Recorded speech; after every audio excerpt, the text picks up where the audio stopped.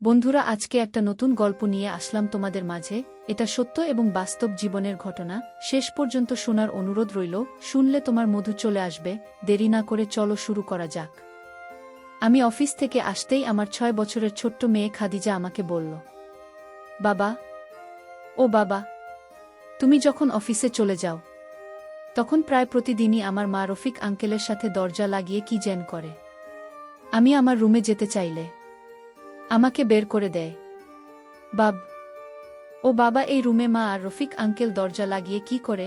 ৬ বছরের ছোট্ট মেয়ে খাদিজার মুখ থেকে এরকম কথা শুনে আমার হৃদয়টা ক্ষত বিক্ষত হয়ে গেল। মনে মনে ভাবলাম, আমার মেয়ে কি সত্যি কথাই বলছে? তাহলে কি আমার স্ত্রী রফিকের সাথে অবৈধ সম্পর্ক আছে? মনে মনে ভাবতে ঘৃণা লাগছে। তারপর ভাবলাম, আমার মেয়ের কথা সত্য না মিথ্যা তা যাচাই করার জন্য আমি একদিন অফিস থেকে খুব তাড়াতাড়ি বাসায় চলে আসলাম। কাউকে কিছু না বলে বাসায় চলে আসি। বাসাতেই আসার পর যখন আমি রুমের দরজা খুলে ঢুকব, ঢোকার আগে দরজার পাশ থেকে এক অদ্ভুত ধরনের আওয়াজ শুনতে পেলাম। আমার আর বোঝার বাকি রইল না। আমার স্ত্রীর এই নোংরা অবস্থা দেখে মনের মধ্যে একটা জিতেছিল। তারপর আমার স্ত্রীকে শিক্ষা দিতে আমি যা করেছিলাম তা শুনে বন্ধুরা তোমাদের আত্মা কেঁপে উঠবে। বন্ধুরা, গল্পটি অনেক ইন্টারেস্টিং। আশা করি তোমরা পুরো গল্পটা খুব মনোযোগ সহকারে শুনবে। তবে গল্পটি শোনার পূর্বে তোমাদের নিকট আমার ছোট্ট একটি অনুরোধ। তোমরা দয়া করে আমার চ্যানেলটি সাবস্ক্রাইব করে আমাকে সাপোর্ট করবে। হ্যালো বন্ধুরা, আমি খুশি। আজকে আমি তোমাদেরকে বলব আমার নিজের জীবনের একটা সত্য গল্প, যেখানে আমার স্ত্রী আমার এক বন্ধুর সাথে পরকীয়ায় জড়িয়ে পড়েছিল, যার ফলে আমার জীবনটা হয়ে উঠেছিল অতিষ্ঠ। খুব কষ্টে, মানসিক যন্ত্রণায় কেটেছে আমার দিন। একদিন আমি অফিস থেকে ফেরার পর আমার ছোট্ট মেয়ে খাদিজা, মাত্র ৬ বছর বয়স, সে আমাকে বলল, জানো বাবা, তুমি যখন অফিসে থাকো তখন মা আর রফিক আঙ্কেল দরজা বন্ধ করে কি যেন করে।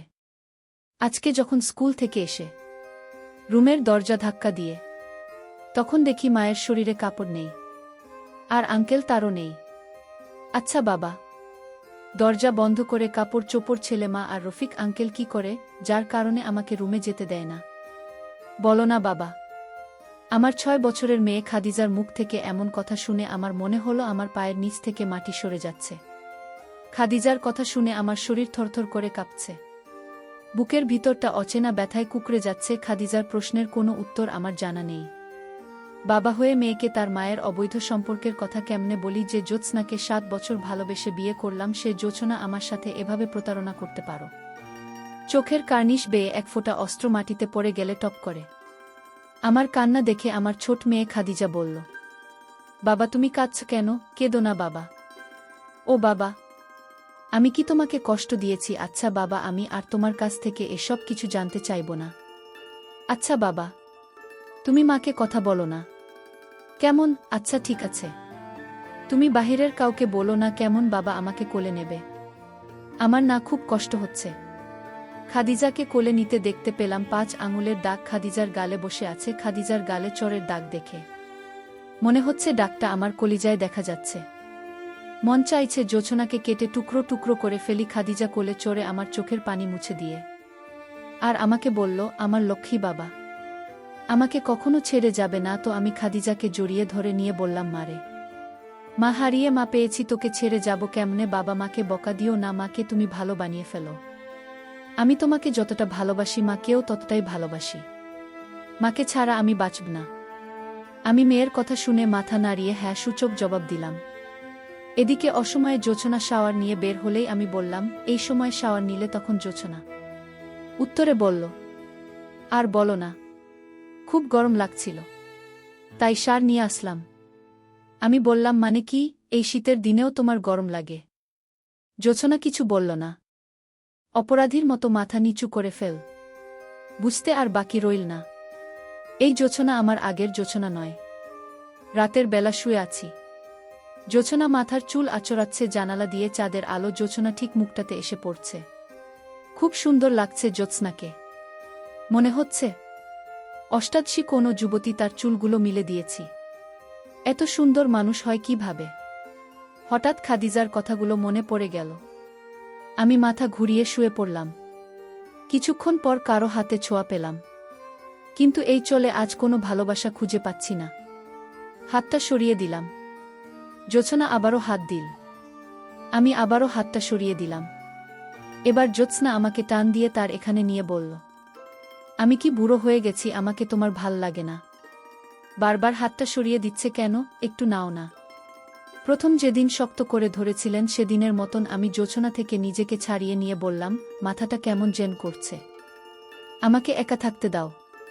কি বলছো এসব, আগে বলবে তো, দাও তোমার মাথা আমার এখানে দাও, আমি আমার উপরে নিয়ে তোমার মাথায় হাত বুলিয়ে দিই। জ্যোৎস্না প্লিজ ডিস্টার্ব করো না, সত্যি বলছি, আমার ভাল লাগছে না। বলতে পারো না আমাকে ভালো লাগে না? আমার কি স্বাদ আহ্লাদ কিছুই নেই, আমি তোমার কাছে ব্যবহার করা টিস্যু হয়ে গেছি। কিন্তু রফিক ভাইয়া কি বলে জানো, আমাকে দেখলে নাকি মনে হয় না আমার বিয়ে হয়েছে। রফিক ভাই আরও বলে, আমাকে দেখতে নাকি 16-17 বছরের যুবতীদের মতো দেখা যায়। আমি বললাম, তাই বুঝি, তাহলে যাও তাকে বলো তোমাকে বিয়ে করতে। জ্যোৎস্না কিছু না বলে উঠে চলে গেল। আমিও পাশ ফিরে শুয়ে আছি। কিছুক্ষণ পর টের পেলাম কেউ বিছানায় ফিকফিকিয়ে কাছে আর বলছে, আমি কি এমন করে ফেলেছি যার জন্য তুমি আমাকে এত কঠিন কঠিন কথা বলছে? অন্যজনের সাথে বিয়ে বসে যাইতাম, তুমি আমাকে এত কঠিন কথা কিভাবে বললে? সেসব ভাবতেও কষ্ট লাগে। জ্যোৎস্নার এরকম নাটক শুনে আমার বুকের ভিতরটা ফেটে যাচ্ছে, হৃদয়ে রক্তক্ষরণ হচ্ছে। যে জ্যোৎস্না আমি রাগ করব ভেবে ক্যাম্পাসে কোনো ছেলের সাথে কথা বলতো না, আজ সেই জ্যোৎস্না মেয়ে রেখে অবাধ মেলামেশা করছে। আর এখন আমার কাছে সতীসাধ্যী সাহায্যে এসব ভাবতে ভাবতে কখন যে ঘুমিয়ে গেছি খেয়ালই নেই। সকালে ঘুম ভাঙতে দেখি আমি জ্যোৎস্নার একেবারে কাছে, আমার মাথাটা জ্যোৎস্না তার উপরে। আমি জ্যোৎস্নাকে সরাতে চেয়ে পারছি না, জ্যোৎস্নার হাতটা সরাতে চেয়ে বুঝতে পারলাম জ্যোৎস্না জেগে আছে। আস্তে আস্তে জ্যোৎস্না নিঃশ্বাস ভারী হয়ে আসছে। আমি যেন অচেনা কোনো মোহে আবদ্ধ হয়ে যাচ্ছি, একবার চেষ্টা করেও নিজেকে ছাড়াতে পারছি না। সেই সময় খাদিজার কথাগুলো মনে পড়ে গেল। জ্যোৎস্নাকে ধাক্কা দিয়ে সরিয়ে দিলাম। জ্যোৎস্না এমনটা আমার কাছে হয়তো কখনো আশা করেনি। জ্যোৎস্না বিছানা থেকে উঠে ব্যালকনিতে গিয়ে দাঁড়াল। জ্যোৎস্না চোখের পানি টপটপ করে পড়ছে। রাতে কাজল দিয়েছিল, সেই কাজও যেন চোখের পানিতে জীবন্ত হয়ে উঠেছে। জ্যোৎস্নার কান্না আমার চোখে জল আনা। বিয়ের পর জ্যোৎস্নাকে এই নিয়ে 4 বার কাঁদতে দেখলাম। প্রথম দেখেছিলাম বাসর রাতে আমাকে ধরে কাঁদতে, তারপর দেখেছিলাম খাদিজা যেদিন জ্যোৎস্নার পেটে আসি, তারপর খাদিজা যখন আমাদের ঘর আলোকিত করে এই পৃথিবীতে আসলো, আর আজকে সেদিনের চোখের পানির সাথে আজকের চোখের পানি আর কোনোভাবেই মিলছে না। আজকের চোখের পানিটা মনে হচ্ছে চলমান ধূম্রজাল। জ্যোৎস্না চোখের পানি মুছে কিচেনে চলে গেল ব্রেকফাস্ট রেডি করে, যখন টেবিলে সাজিয়ে দিচ্ছে ঠিক তখনই জ্যোৎস্নার শাড়িটা সরে গিয়ে একটু বের হয়ে আছে। আমি হাত বাড়িয়ে ঠিক করে দিতে গিয়ে হাতটা ফিরিয়ে আনলাম, কেননা জ্যোৎস্নাকে চলতেও আমার ঘৃণা লাগে। তবুও দিন শেষে মানুষটাকে আমি ভালোবাসি, বড্ড বেশি ভালোবাসি। সকালের ব্রেকফাস্ট করে অফিসে গিয়ে ভাবতে লাগলাম কি করা যায়। জ্যোৎস্নাকে এক মুহূর্তের জন্য ভুলতে পারা আমার জন্য সম্ভব না। এছাড়া খাদিজার ও তো একটা ভবিষ্যৎ আছে। মনে মনে স্থির করে নিলাম জ্যোৎস্নাকে ভালোবাসা দিয়ে শুদ্ধ করে নেব।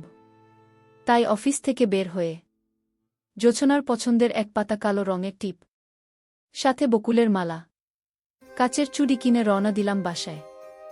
বাসায় যেতে যেতে ভাবলাম, কালো টিপ নীল চুড়ির সাথে উত্তেজনাকে আজ অষ্টাদশী তরুণী লাগবে। ভাবতে ভাবতে একদম বাসার সামনে এসে পড়ি। বাসায় এসে দরজা ধাক্কা দিতে আমার হাতের ফুলগুলো পড়ে যায়। রফিক আর জ্যোৎস্না পাশাপাশি বসে রোম্যান্টিক ছবি দেখছে। রফিক জ্যোৎস্নার হাত ধরে আছে আর জ্যোৎস্না মুগ্ধ দৃষ্টিতে তাকিয়ে আছে রফিকের দিকে। জ্যোৎস্না আমাকে দেখে রফিকের হাতটা ছেড়ে দিল। আমি কিছু বলে ওঠার আগেই রফিক সাহেব আমাকে বলল, আরে জসিম ভাই কেমন আছেন? সামনের সপ্তাহে আমাদের অনির্বার তোলে, আপনি আর ভাবি যাবেন? আর হ্যাঁ, ভাবিকে কিন্তু অবশ্যই নিয়ে যাবেন। আমি কি ভেবে পাচ্ছি না, রাগে শরীর কাঁপছে। জ্যোৎস্নার নিচে পড়ে থাকা ফুলগুলো তুলে খোপায় জড়িয়ে নিল। এদিকে রফিক সাহেবের হতেই বুকটা কেমন যেন করে উঠল। জ্যোৎস্নাকে কিছু একটা বলতে গিয়েও বলতে পারলাম না। জ্যোৎস্নাকে ভালোবাসি, এক যোজনায় নিজের থেকেও বেশি। আর খাদিজা জ্যোৎস্নাকে ছাড়া তো কিছুই বোঝে না। জ্যোৎস্নাকে ছাড়া আর কোনো বিকল্প নেই। রাতে শুয়ে শুয়ে জ্যোৎস্নার সাথে কাটানো স্মৃতিগুলো মনে করছি। মানুষ কিভাবে এতটা পাল্টে যায়, সত্যি পৃথিবীর সবচেয়ে কষ্টকর বিষয় হচ্ছে প্রিয় মানুষের অন্য রূপ দেখা। হঠাৎ ফোনটা ক্রিং ক্রিং করে বেজে উঠল। ফোনের দিকে তাকাতেই দেখি ফারিয়ার ফোন। ফোনটা তুলতেই ফারিয়া বলল, হ্যালো জান, কেমন আছো? হ্যাঁ ভালো। তুমি কেমন আছো? তোমাকে ছাড়া কিভাবে ভালো থাকি বলো জানো। খুব মিস করছি তোমায়, তোমার প্রতিটা ছয় আমি সবসময় ফিল করি। রফিক গাধাটা কিছুই করতে পারে না। জানো আমি তোমাকে ভীষণ ভালোবাসি। আর হ্যাঁ, কাল দুপুরে বাসায় এসো, রফিক শহরে থাকবে না, রানীর জন্মদিনের গিফট কিনতে যাবে। আচ্ছা এই শোনো না, একটু মজা দেও আমায়, কাল মন ভরে আদর করব। ফোনটা কেটে পিছনে তাকিয়ে দেখি জোছনা দাঁড়িয়ে আছে। জোছনার চোখের কার্নিশ বেয়ে জল পড়বে পড়বে ভাব। নীরবতা ভেঙে আমিই বললাম, কিছু বলবে? তুমি তো ডিনার করেনি। অফিস থেকে আসার পর থেকেই দেখছি যে তোমার মন খারাপ। খাবে না? খাদিজা খেয়েছে।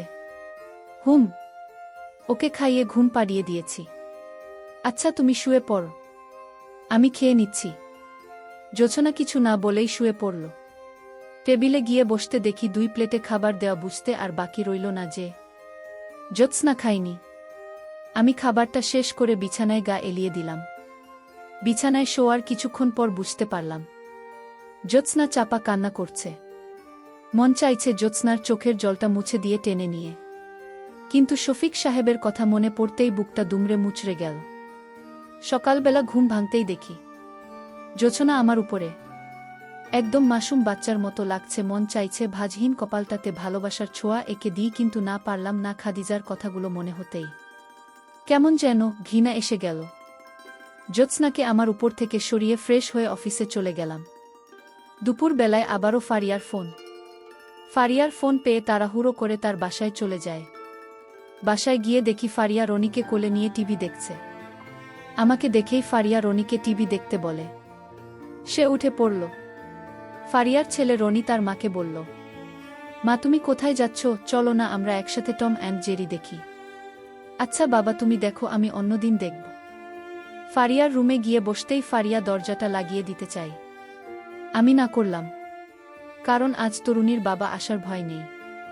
ফারিয়া মৃদু হাসল, নীল রঙের শাড়িতে। ফারিয়াকে অপূর্ব লাগছে। ফারিয়া আমার কাছে এসে বসল। ফারিয়া আমার ঠিক ততটাই কাছে এসে বসল যতটা কাছের আসলে নিঃশ্বাসের শব্দ শোনা যায়। তারপর ফারিয়াকে নিয়ে হারিয়ে গেলাম অন্য এক জগতে। হঠাৎ বিছানায় থাকা মোবাইলটা ক্রিং ক্রিং বাজতে লাগল। মোবাইল ধরতেই ওপাশ থেকে কেউ একজন মায়া ভরা কণ্ঠে বলল, খেয়েছ তুমি? হুম খেয়েছি, তুমি খেয়ে নিও। এমন সময় রনি মামা করে দৌড়ে এসে দরজাটা খুলে ফেলে। এদিকে ফারিয়া আমাকে ধরে রয়েছে। ফারিয়ার অনেকে এভাবে ঢুকতে দেখে গালে চড় বসিয়ে দেয়। তোমাকে না বলেছি টিভি দেখতে, এখানে এসেছ কেন? ছোট্ট রনি কান্নামাখা ভয়ার্ত দৃষ্টিতে বলল, মম তুমি তো দুপুরে খাওনি, এসো তোমাকে খাইয়ে দিই। ছোট্ট ছেলেটার কথা শুনে বাকরুদ্ধ হয়ে গেলাম। খাদিজার কথা বারবার মনে পড়ছে। ঠিক এমনটাই হয়তো খাদিজার সাথে ঘটেছিল। সত্যি প্রকৃতির বিচার বড় নিষ্ঠুর।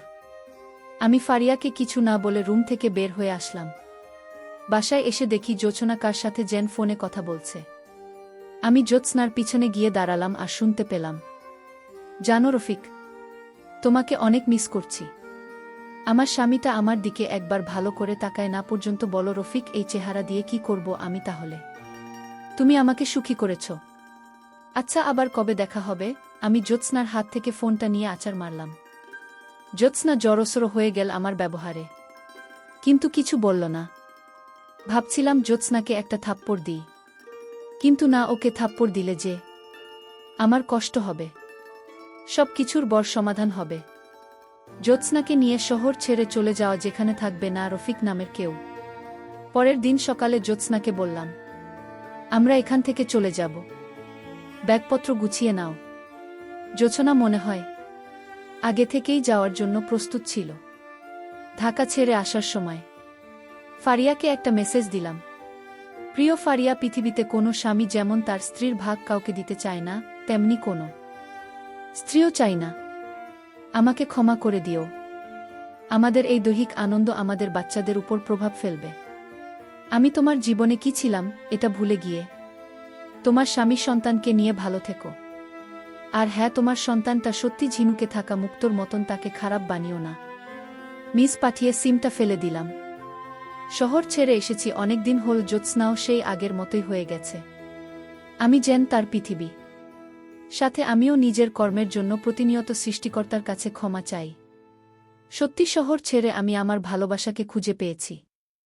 জ্যোৎস্নার প্রতিটা নিঃশ্বাসে আমি থাকি। প্রায় হঠাৎ একদিন জ্যোৎস্না মাথা ঘুরে পড়ে যায়।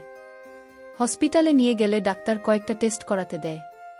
টেস্টগুলো করানোর পর শুনি জ্যোৎস্নার ব্রেন টিউমার হয়েছে।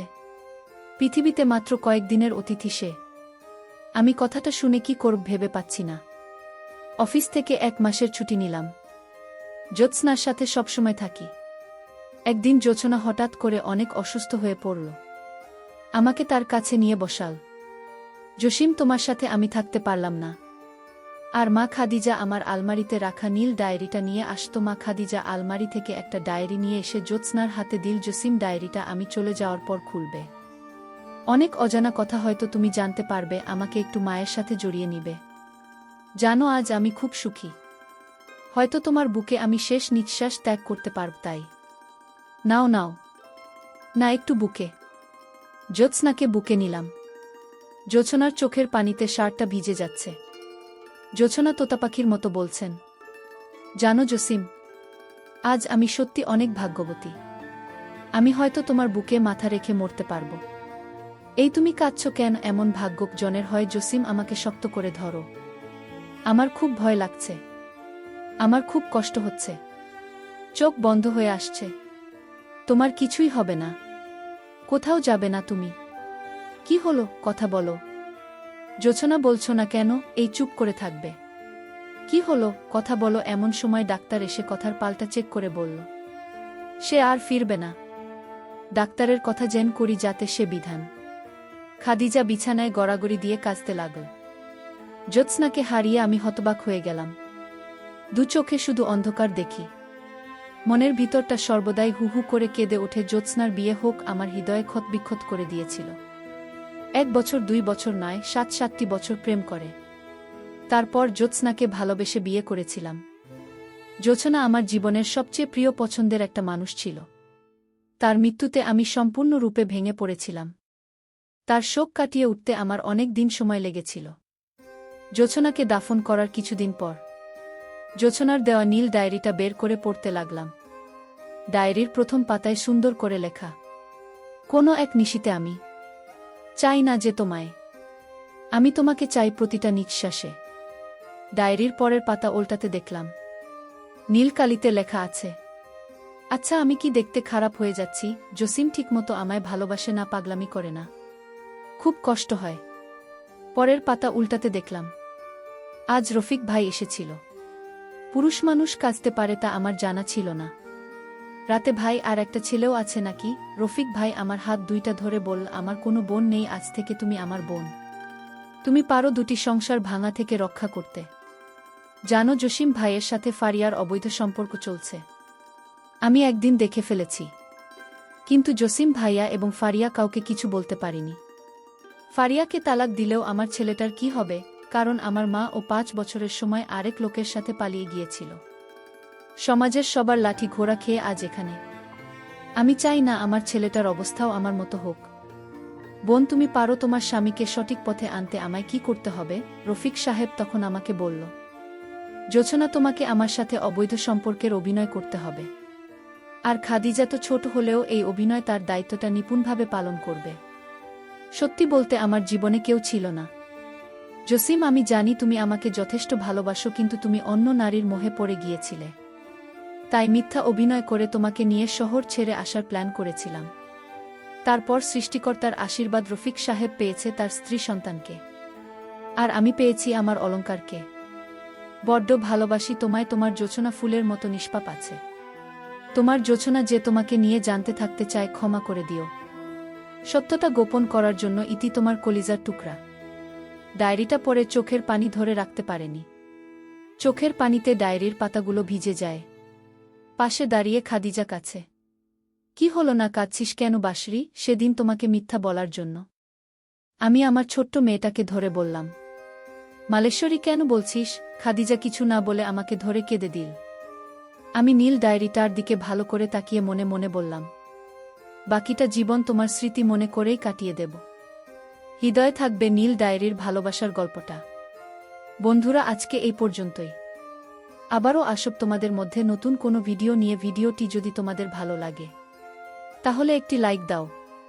প্রতিদিন আমি তোমাদেরকে একটা করে নতুন গল্প উপহার দিব, তাই তোমাদেরকে অনুরোধ করে বলছি, তোমরা যদি এরকম ধরনের ইন্টারেস্টিং গল্প পেতে চাও তাহলে দয়া করে আমার চ্যানেলটি সাবস্ক্রাইব করো। পরিশেষে তোমাদের সকলের সুস্বাস্থ্য কামনা করি। ভিডিওটি দেখার জন্য তোমাদের সকলকে অসংখ্য ধন্যবাদ।